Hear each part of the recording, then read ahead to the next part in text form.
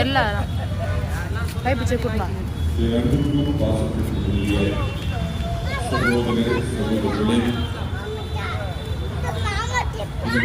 வழிபாட்டில் கலந்து கொண்டு கூடி அற்புத நூலியான திருவிழாவை சிறப்பிக்கின்ற நண்பர்களே,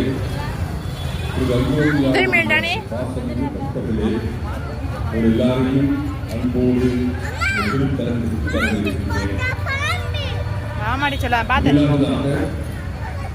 இந்த தெய்வீக திருப்பதியை தலைமை நடத்துகின்ற நம்முடைய சென்னை அந்தோனியார் பார்த்தாடி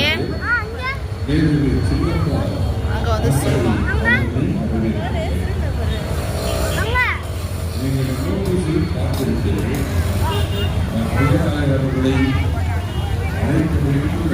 பாபா இப்படி வாங்க இந்த பக்கம் வா.